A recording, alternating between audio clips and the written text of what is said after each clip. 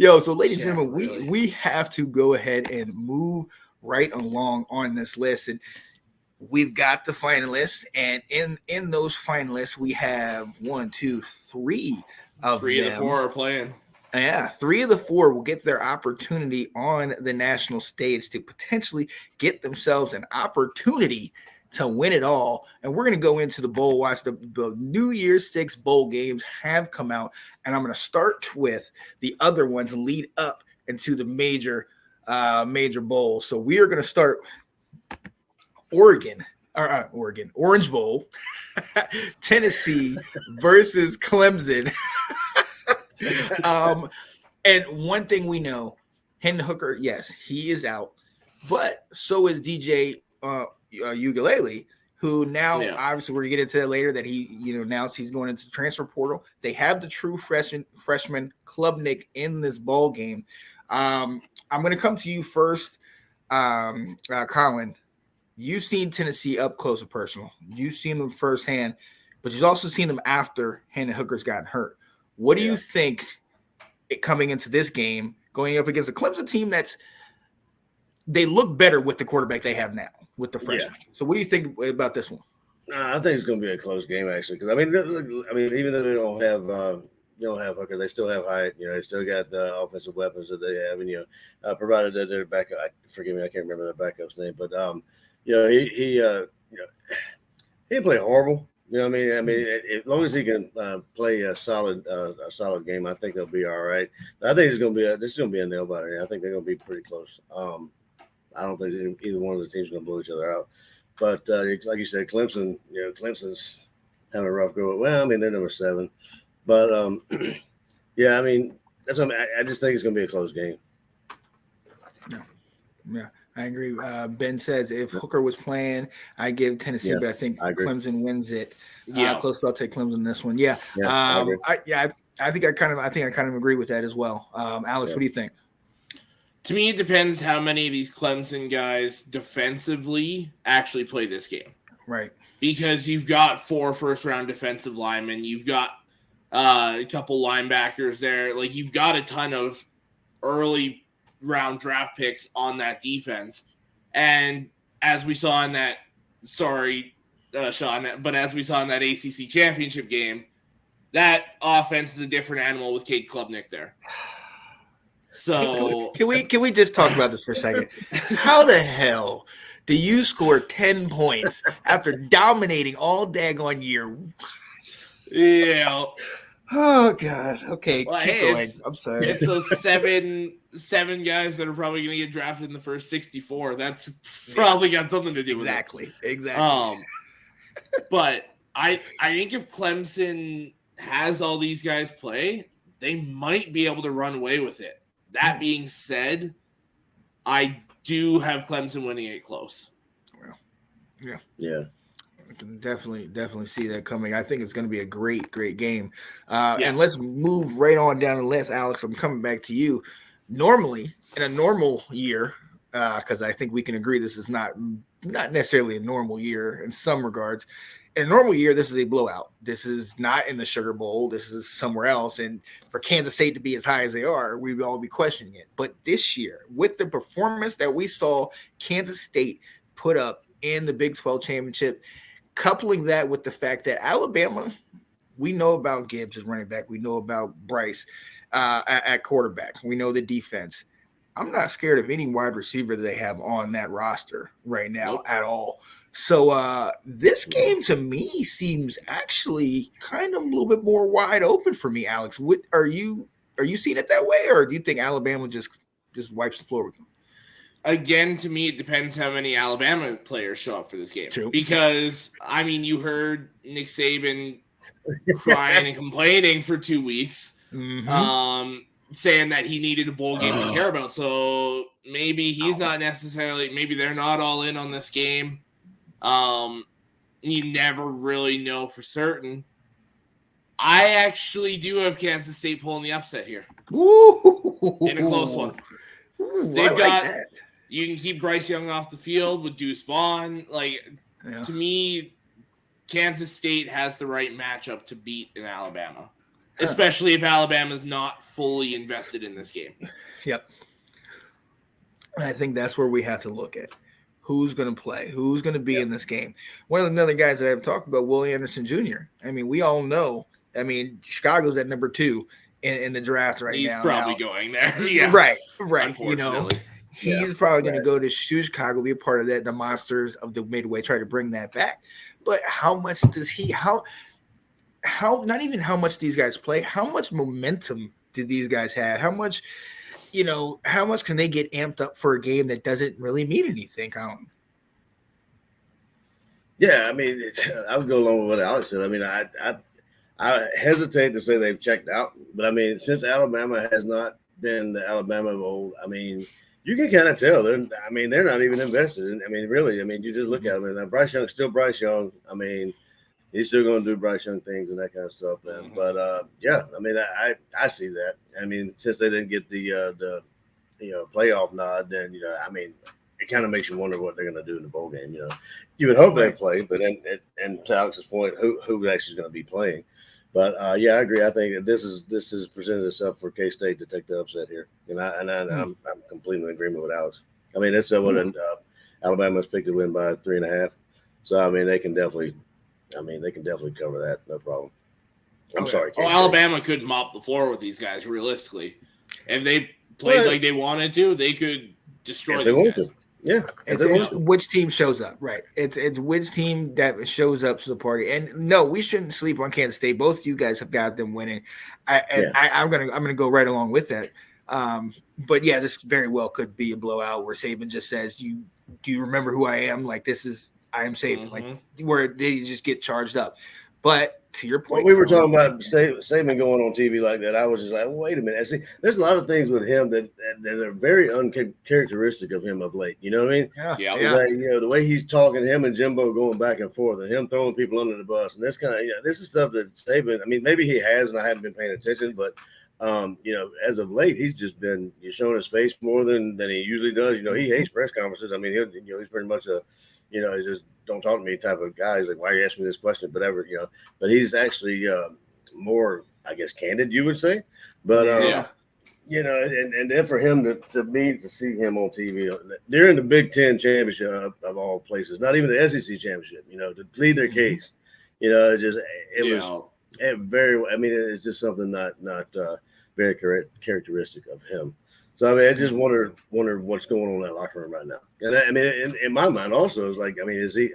I think he signed a new contract not too long ago. But I mean, is for a long time about up? You know what I mean?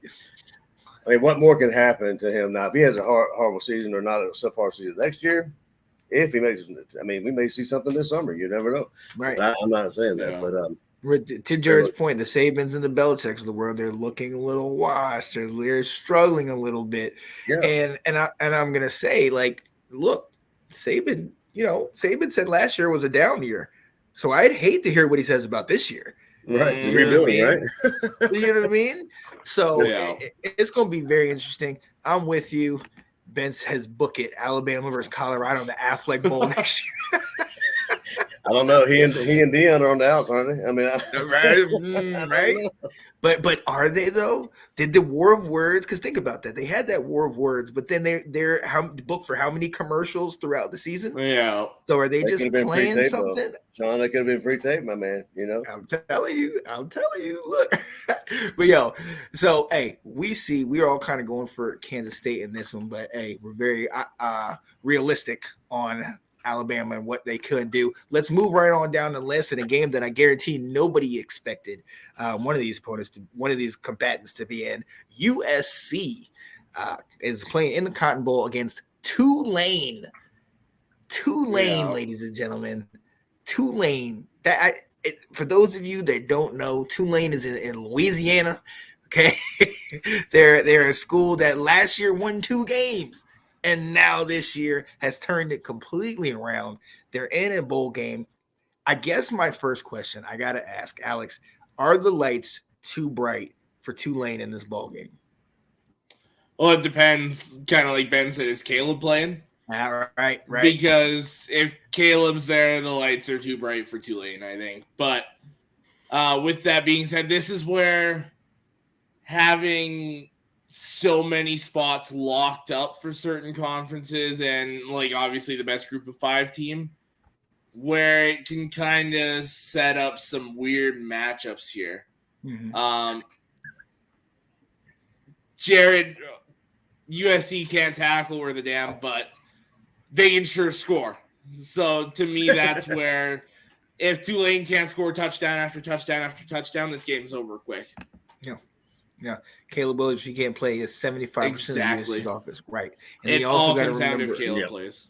Right. Because you got to remember their running back, the transfer from Oregon, he is out as well. So look, Caleb, we've seen what he can do. We saw what he did when he was injured. So let's see if he plays. But I think you're right. I think another part of this is motivation as well on this game because USC had it. All they had to do was win. They win. They're in the CFP. They were the ones who not only couldn't get it done, but got pretty handily whooped in that game against Utah. So, if Caleb doesn't play, especially with his injury, and I mean, it's like, what are you playing for? Hey, Tulane, it means something to Tulane. Them fans are going to travel, I guarantee. And I mean, it's at the Cotton Bowl. It's right in Texas. So, this is where I think it means something for USC, though, because the majority of these guys are back next year. True, yes. So if you win this and you finish with only the 2 losses, you're 10-2 or whatever it is, then that sets you up better to be ranked better early next year. Right. Which just helps you have a better chance at the playoff as long as you handle your business throughout the year. So I think this definitely means something to Lincoln and Caleb and some of these guys that are coming back next year. Anthony said, no, remember last year Tulane almost played spoiler against the Sooners. I think, didn't they beat them? Didn't they beat them or did they almost beat them? They almost beat them. They almost beat them. Okay. Yeah. Tulane, they're doing something. Whatever they're doing right now is definitely working. They're playing top tier. We saw they ended up beating Cincinnati, and that was the first time that they had won a ranked game since the 80s. It was 77 straight ranked losses. Yes. Yeah. So shout out to Tulane for getting it done, even getting this opportunity. But yeah, I agree. I think this game comes down to a Caleb Williams. And an early fast start too, because even if they don't have Caleb and they still start fast, I think that could potentially do enough to get Tulane out of it. But Tulane's they're a feisty squad, man. Let's not count them out. Let's definitely see. Riley has difficulty making second half adjustments. He coaches really well from the front. Yeah, his first half script doesn't annihilate his opponent. His offense struggles. Yep, that's what you were saying, Alex. That if they don't get an early lead, it's an issue. What do you, Colin? What are your thoughts on this one? No, I can agree. I mean, I think it's going to be a good game, and it's all. I think it could be a statement game for USC as well. Provided they play as well as they can. But Tulane again, Tulane, their fans travel well. So I mean, it's a big game for them as well. I mean, it's like what is it? I guess it's a 1.5 point spread there. It's gonna be a good game. It depends on what's. I mean, it's like any other game. It's like whatever team shows up, and I kind of give the edge to Tulane. I mean, I really do. I think they're gonna win this game. Oh yeah, I can see it. Well, you look at Tulane. They're trying to do what Cincinnati and UCF and all these other teams have been trying to do for years, is show that they can hang with these big dogs. Exactly. So Tulane wants to show they belong, so they're going to show up and play very hard. Now, can they do that before four? That'll be the question. Yeah. Very true. Very true. Very true. So we will definitely see, because that's definitely going to be the test. And I hope we see a good game. I hope we see a good game. And the last of the other New Year's 6 that are not in the CFP, the Rose Bowl, Utah playing Penn State. Colin, look, Utah, they've been hot. We've seen they got to 2 victories over USC. They've played major in a lot of those games in the Pac-12 and winning the Pac-12 championship. Talk to me, man. Penn State's they've been pretty solid. Weren't able to get the victories over the elites of the Big Ten, but definitely held their own and won a good number of games. Utah, Penn State, and the Rose Bowl. What are your thoughts? Who do you think's taking this one? I mean, dude, you gotta love the Utes, man. What is a Ute? I mean, the Utes have been telling everybody what the Utes for the past couple of years. I mean, they've been up in the important games and doing what they can. They've been beating some good teams, and they've been up there. So I mean, you look at Clifford. I mean, Clifford's had 2,500 yards this year, 22 touchdowns. I mean, he's a good quarterback for Penn State. But then again, you look at Utah. I mean, they just been not blowing people out, but I mean, they've been showing up and beating people. But I kind of would just like to see Utah win this game against Penn State. But Penn State has been winning a lot because they've been having a couple down years, and they finally seem to be on the come up here for a little while. So, but I believe Utah's going to take this one. Oh yeah, Franklin has them boys playing. I think this hits it right here, Alex. It's a toss up. It's going to be a smash mouth football played. I guess Utah 24-21. I mean, look, we know tough defenses at Penn State and Utah, solid running games. Clifford rising, although maybe the talent or the ability might be a little different. They're both gutsy. They're both battle tested. They've been around. Nothing's more evident than that first game again where Utah played Florida, and Cam Rising is giving everything he had to potentially try to win that game. What do you think about this one, Utah versus Penn State? You've seen Penn State up close. What are your thoughts, man? This was one where as soon as they announced it, as a former offensive lineman, I was like, yes, please. Like, I cannot wait for this game. They're going to beat the tar out of each other. I expect a score kind of like 24-21. I'm going the other way, though. I'm going Penn State. To me, these two freshman running backs have played phenomenal this year. You've got Olu Fashanu, the offensive tackle, is coming back next year, so he's going to be playing in this game. I know Joey Porter is not playing, but I believe Clark Phillip, the corner for Utah, also isn't playing. So it's going to be two very similar teams, but give me Penn State in a very close one. Oh, I like that. I had to know you were going to go Big Ten.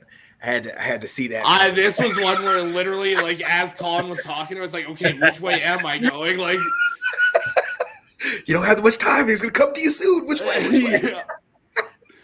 No, I mean, it's gonna be tough, and you're absolutely right. You're an 11, I was a running back, so these are the games where my number got called a lot, So I'm definitely with that. I think this is definitely gonna be like a 27, 28 ball game, or 27-24 or something close. But and I think it's going to be one of these two quarterbacks that's going to come up big late and is going to drive his team on his last potential. Well, I don't know about Cam Rising if he's leaving, but I know Clifford, who's been there he's got no years left. Right. I think he's collecting Social Security from the NCAA because he's been that dang on thing so long. So I think it's whichever one of them has an opportunity with the ball late in the game is going to drive their team down and get the W.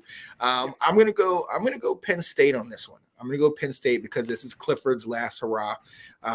Utah I think they're on the upswing, and Penn State, this I think is the best they're going to get with Clifford. He's solid. He's good. They do have a 5-star young quarterback back up behind him. So very true. And we've seen him. He's gotten in some action this year. I don't know. We shall see. Hopefully he doesn't get in there because we don't want Clifford to get hurt. We'll see what happens, but we'll see. It's gonna be fun. This one though, I think is gonna be one of the more exciting games for me to watch, just because it's just back and forth, good hits, good tough ball, and it's the Rose Bowl, the granddaddy of them all. You know what I mean? So gotta love it. Absolutely. Gotta love it. But let's go into the games that both of these guys care about, since my team's not even anywhere near this one. Let's get it. The CFP will start off with number 1, Georgia, playing the 4th ranked Ohio State. Georgia undefeated coming into this game. Ohio State having their only loss to this guy, to the Michigan Wolverines. They didn't even know that they were going to have an opportunity to even play in this game, but thank you. I know they're very thankful to USC for not getting the job done, and they snuck back in there. What are your thoughts? What are you thinking? Georgia back in the title, at least in the chance to get to the title game, back in the CFP. You've done everything you need to do up to this point against a very stout Ohio State team. What are you thinking, man? Oh no, me? I would say, yeah. I'm excited. I'm excited to play, C.J. Stroud and Marvin Harrison Jr. That kind of stuff. And it'll be a testament to see our defense, what we can do with C.J. Stroud. We contain him. Like I said before, the way Michigan handled him pretty handily. They may be coming out hot. Just kind of like just mad at the world and having an extra grind and trying to take it out on us. But I'm sorry. Like you said, I just see us we're healthy now. It would be great to have, to have Jalen back is a huge thing. Having Jalen back in our defense. Yeah. Amazing, baby hip. But, him and the rest of the guys and offensive Sorry. Jalen Carter looked like a grown man. Yeah. With one hand and waving the finger with the other. I was just we too strong. I was I'm cheering for the Rams to lose so we have a chance to get him. Yeah. And I think that's exactly what's going to happen. I think if something crazy had to happen, because we're firing on all cylinders and we're healthy and we've got Brock Bowers and Big O and it showed me, and we turned it on at the end of the year like I kind of thought we were. We kind of hit a little bit of speed bump during the middle of the season, but I think we're going to handle. If these guys can handle them, I think we can handle them too, right? There you go. But we'll see what happens. Yeah, no, I was flipping back between the Georgia game and one of the other games, and at the moment when Jalen Carter picks him and puts the hands up, I said, the competition portion of this game's over. Let's flip back to the other one. But so hey, Alex, you've seen their opponent, you've seen Ohio State play. You got the victory over them in the last game, or in the last regular season game. But I don't know, and maybe you could just shed some light on this. I think in that game they kind of gave me more questions than answers. What do you think of coming into this one against Georgia? I agree with most of what Colin said. I agree that they should be able to handle them and all that. But what a lot of people don't realize is while Michigan won by 22 points, that was a 7-point game with 7 minutes to go.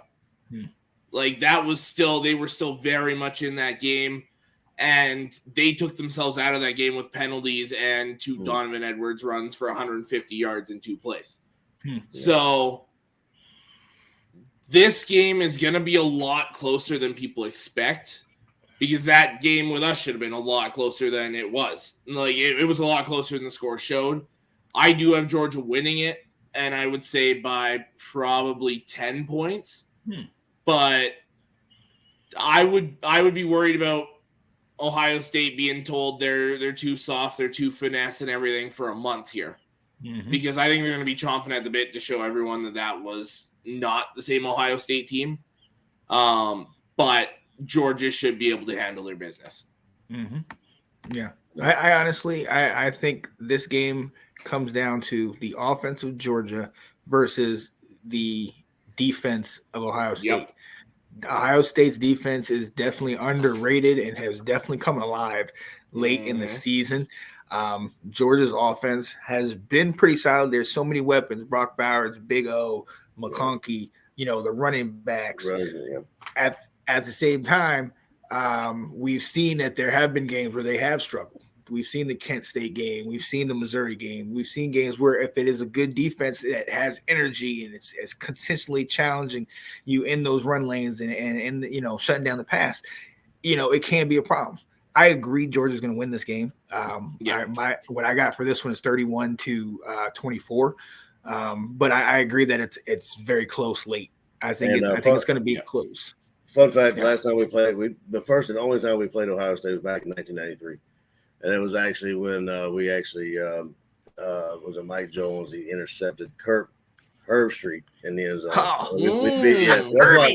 That's why Herbie hates Georgia. I guarantee you. Okay, the only time we played him, we beat him 21-14, and he got intercepted at the end of the game. So I'm sure that's right.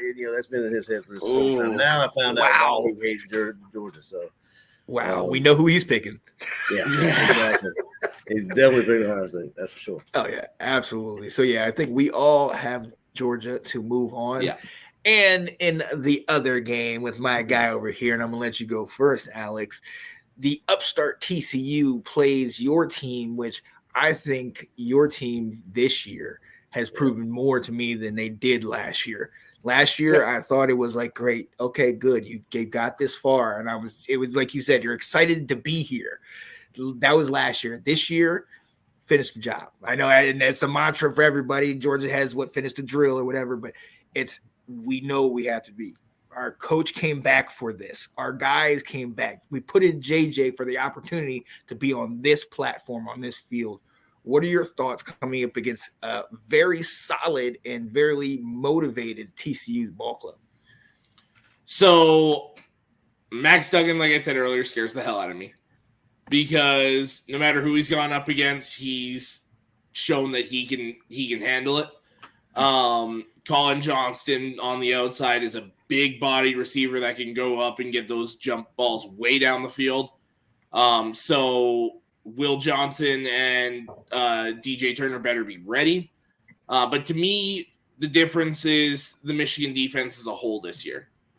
They got smacked in the mouth for 60 minutes by Georgia last year, and they learned from that. We had Mozzie Smith, who was playing D tackle last year at about 300 pounds, and got manhandled by Jamari Salyer in the interior of that offensive line and went and put on 30, 40 pounds to be a bigger defensive tackle. We've got Mason Graham, a 18-year-old true freshman D tackle that's in there playing at 315, 320, and he's handling guys on the interior. So it's the ability to be bigger, stronger, faster at all three levels this year. And you're having these young contributors like Graham, like Will Johnson, these 18-year-olds that are coming in and balling out. I think that's going to be enough to handle TCU. And that defense, I think we can expose fairly easily. Mm-hmm. So I've got it a little bit more than what Ben had there. I'd say about 38-21 is where I'm going. Oh, I like that. Yeah, Kate, and thank you, Kate, for joining the show. We knew you were going to be here. We knew if we're talking Michigan, you're going to show up somehow. All right. Yeah, no, I gotta agree with you, and I'm gonna send it to you, Colin. I love the story of TCU.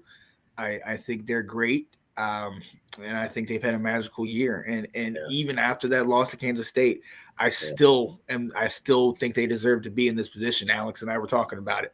Sure. We didn't want Alabama to jump up in there, but we thought that's what they were going to lead to. But I'm glad they kept TCU in here. Yeah. With that being said, I kind of feel like TCU is just being led to the slaughter. Like TCU's a lot like we were last year, I think.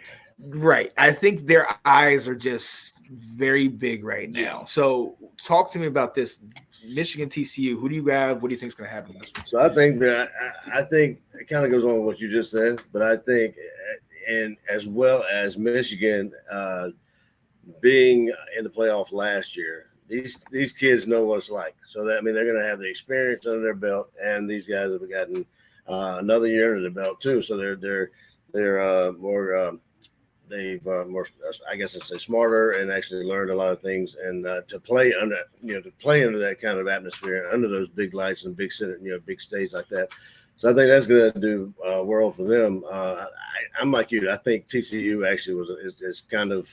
It reminds me of Notre Dame. Remember, Clemson won the national championship when Clemson played Notre Dame that one year for the first round, and then Alabama. Whoever played Notre Dame that year was going to the national championship. I feel the same way this year. I feel like, Michigan is, this is just par for the course. They're going to beat TCU, and they're going to be in the national championship playing us.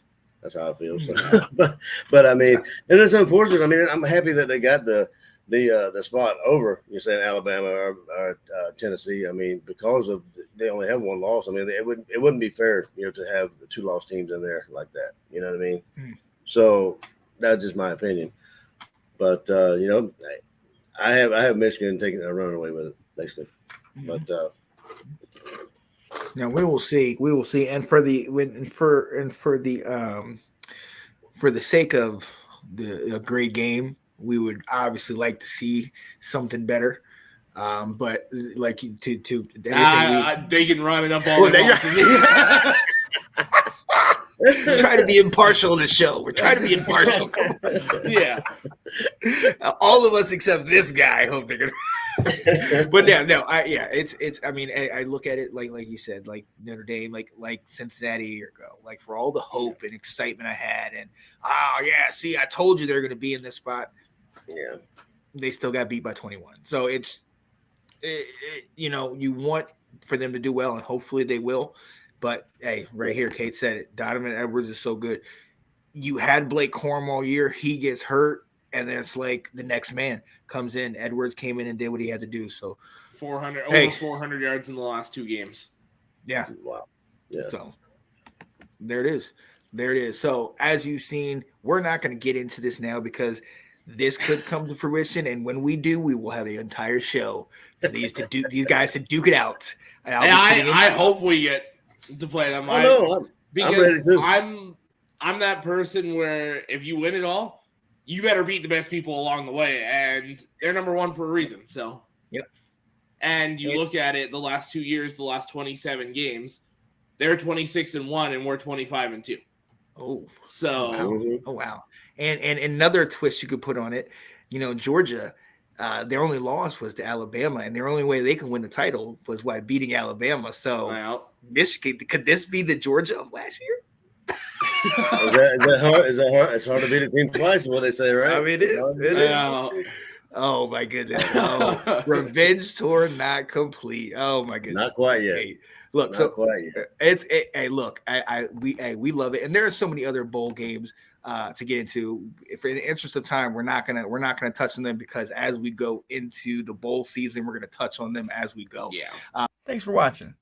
If you like that clip, be sure to check out the other great content from the Let's Talk Football community.